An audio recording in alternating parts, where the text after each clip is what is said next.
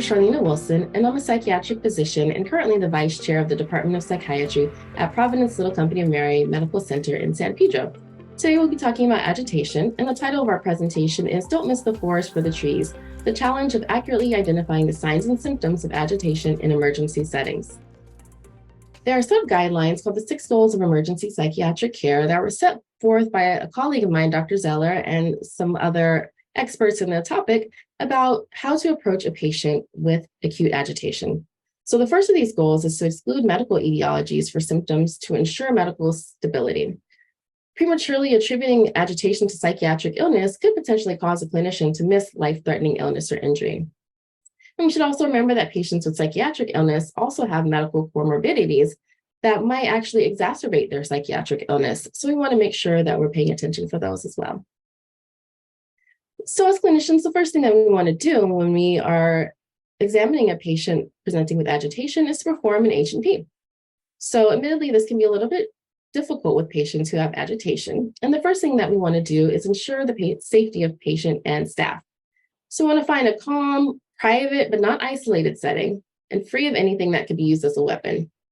We want to use non-confrontational tone and body language and watch for signs of escalation, such as tense posturing or increased speech volume. We want to then gather as much information as possible from the patient while staying within their level of tolerance. So if they're already a little agitated, we have to be mindful of that and not push too hard. We also want to gather as much information from collateral sources as possible. So if there's a family member there with the patient or the EMT that brought the patient in, then they could have extra information from the scene. We also then want to make sure we're performing vitals and a physical exam. Vitals can be especially important. When someone's presenting with agitation, you would expect for their heart rate to be elevated, maybe even their blood pressure will be a little bit high. But if you're seeing things that are a bit odd, such as low oxygen saturation or fever, then that can clue you in that something medical is going on.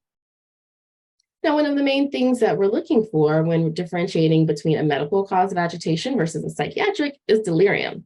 So delirium is not a specific diagnosis, but rather a constellation of symptoms of cerebral dysfunction common to patients suffering from various potentially life-threatening medical conditions. It does sometimes mimic psychiatric illness, but there are a few characteristics that can clue you in that this might be acute delirium. Those include fluctuating levels of consciousness, major disturbance in attention, and disorientation and memory impairment. So the differential diagnosis for delirium or other causes of acute agitation is very long. So I won't go through the whole list, but as you can see, it can be toxicological, it could be metabolic, neurologic, or psychiatric. So these are the things that you have to have in your mind as you narrow down your differential. So with all that being said, the main thing is to remember that agitation is always part of a bigger picture. You're always looking for agitation and something else that will clue you into what the cause of the agitation is. So if there's agitation and a history of schizophrenia or bipolar disorder and a collateral source like a family member telling you a patient stopped taking their medication 5 days ago and since then has been increasingly agitated, then that would probably lead you more so in the direction that this is a psychiatric cause. But let's look at some other possible causes. For example, delirium tremens from alcohol withdrawal. So they might present with agitation and disorientation, as well as hallucinations and some tachycardia, but you also would notably have tremulousness, and you would find an alcohol abuse history. Looking at thyroid storm, again, you'd have agitation and disorientation, possibly even hallucinations, but you'd see fever and diaphoresis, as well as tachycardia and tachypnea, and possibly a hyperthyroidism history. Another one is hyponatremia, which again, you see agitation, disorientation, but you might also see unsteady gait and a history of acutely increased water intake. So one of the reasons I bring this up is because this could be due to psychogenic polydipsia, in which case the patient may have a history of schizophrenia, but they might also be drinking a lot more water than usual, leading to hyponatremia and the presenting symptoms. The last one I want to look at is akathisia. So akathisia can present with agitation and anxiety, and notably a lot of restlessness. These patients just keep moving. So these patients might have a history of schizophrenia or bipolar disorder, but what you might also note in their history is a recent change in medication or increase in antipsychotic medication, which would cause the side effect of akathisia, rather than the agitation being primarily from the schizophrenia or bipolar disorder itself.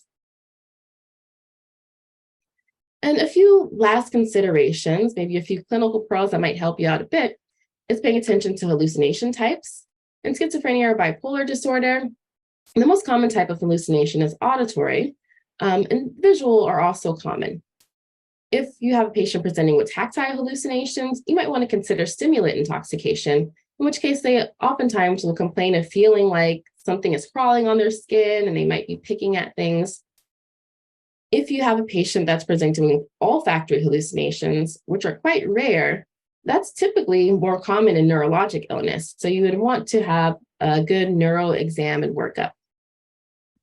Another special consideration is age. The peak onset for both schizophrenia and bipolar disorder tends to be in the 20s and 30s.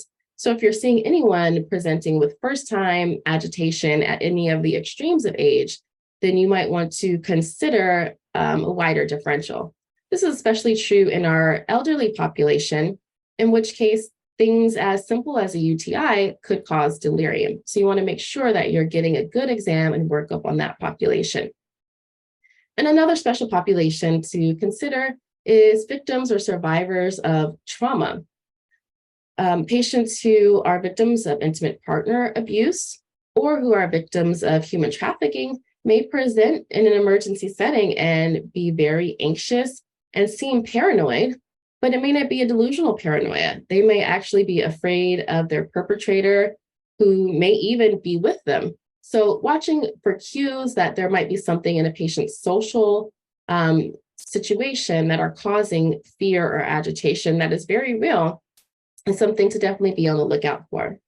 And then lastly, hospital settings may trigger memories for patients who may have had not so great experiences in hospitals before. So being mindful of that and making sure that you are being reassuring for your patient and letting them know that you are there to help them can go a long way in working with that patient to get a history and figure out what is causing their agitation. Thank you so much for joining me on this talk about diagnosing agitation in emergency settings, and I hope it was helpful.